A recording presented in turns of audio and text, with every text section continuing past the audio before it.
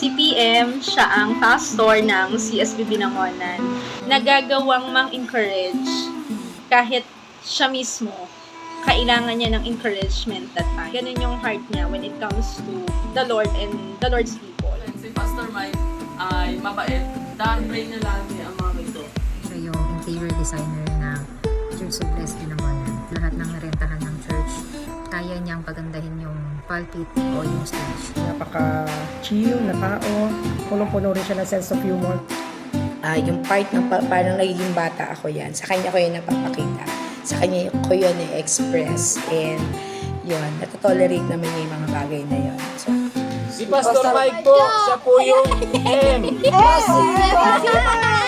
I. A.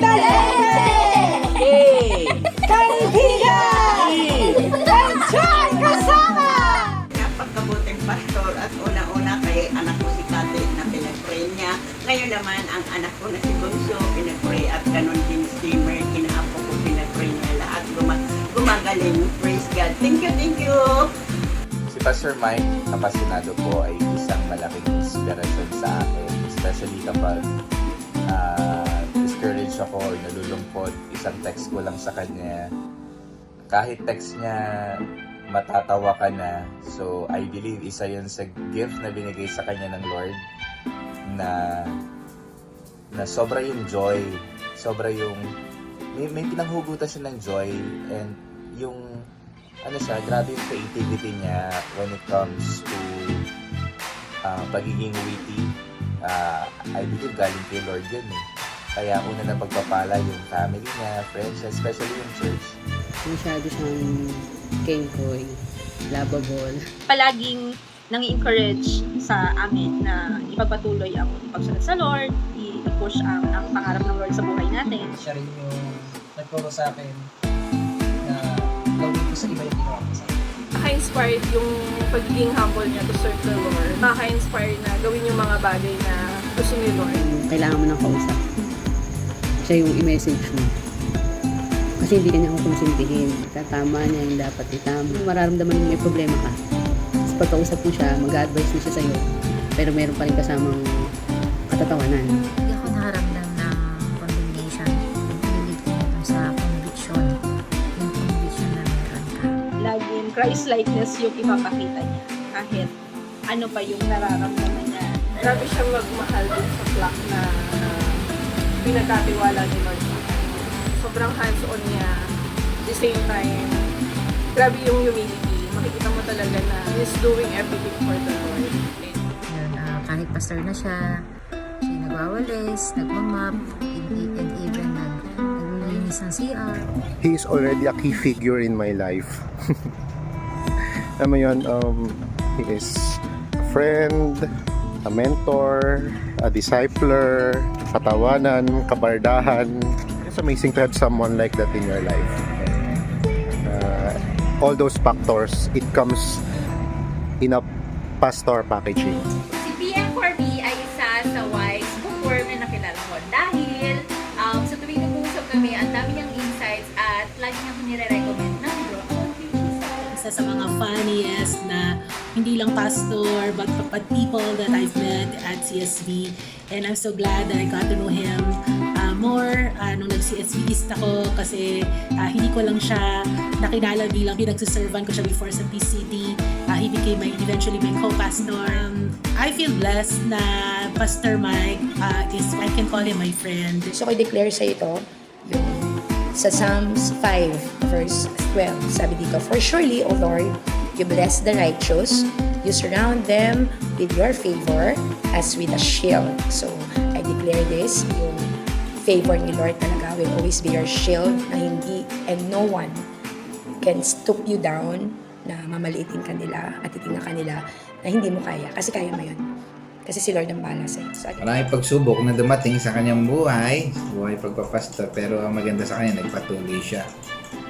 Kasama ng kanyang asawa, Sister Mayan. Kasi ako na kahit maraming mga pagsubok sa buhay, napagtagumpayan niya at patuloy sa paglilingkod sa Panginoon. Kaya masaya ako na kasama ka, Pastor Michael, sa ministeryo ng pagpapastor sa ating church na ito, ng Church So Blessed International. Kasi iba yung church na merong kang pastor na masayahin. So yun po yung isa sa na-admire ko sa kanya, na kahit ano po yung pagdaanan sa buhay, laging meron siyang paghuhugutan from the Lord na inspirasyon at may joy para magpatuloy. Kailangan ko na patuloy ka lang, stand firm, dahil ikaw ay pinili ng Panginoon. Kaya ako nagpapatuloy din dahil sa iyo. At dahil sa Panginoon, happy birthday. Naging masaya ka lang sa birthday mo. I love you. Patuloy na dumaloy ang kapangyarihan ng banal na spirito. At patuloy na dumaloy ang pag-ibig ng Ama sa iyo at sa inyong pamilya at sa iyong pagpapasto. Just want to release kay Pastor Mike. Ito ang ganda kasi nung Tagalog version ng Proverbs 9:11, mga kawikaan 9 verse 11. Sinabi doon, sa pamamagitan ko, hahaba ang iyong mga araw dahil sa akin nalawig ang iyong buhay. So yan ang prayer ko sa iyo, Pastor Mike. Happy birthday sa iyo. And I declare that sa pamamagitan ng Lord, hahaba pa ang mga araw mo, Pastor. At dahil sa Kanya, lalawig pa ang iyong buhay. Maraming salamat, Pastor Mike, for being a friend. And I pray that you will, nag-age ka man by years, yung lakas mo will be still supernatural strength as you serve the Lord and advance His kingdom. God bless you, Pastor! Happy birthday! Happy birthday po sa iyo. God bless you. Bati kita ng maligayang kaarawan sa iyo. Stay pogi. Happy birthday po, Pastor Michael. Mag-ingat po kayo lagi and stay kind and pogi. Alam ko nagsasawa na si Pastor dito pero siya yung pinaka-poging pastor ng CSBB naman. Pinagsama yung mukha nito na start siya ng Dr. Strange. Happy birthday na mapagpalain ka ni Lord. Birthday bro! Happy birthday, Pastor Mike. 48 ka na, so you are not getting any younger. So happy birthday and good health and happy life for you. God bless and I love you. Happy birthday, PM! God bless you more. Happy birthday, PM. Birthday pa rin. Buhay. Power. Happy birthday, Pastor Mike. Happy birthday, PM! Enjoy your day! Happy birthday po. Thank you so much po sa lahat ng effort niyo sa amin at lahat ng tulong. God bless you po. Happy birthday, Pastor! Happy birthday, Pastor Mike! God bless you!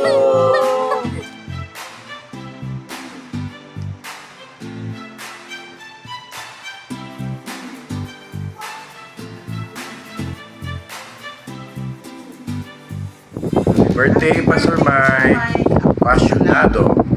Happy birthday!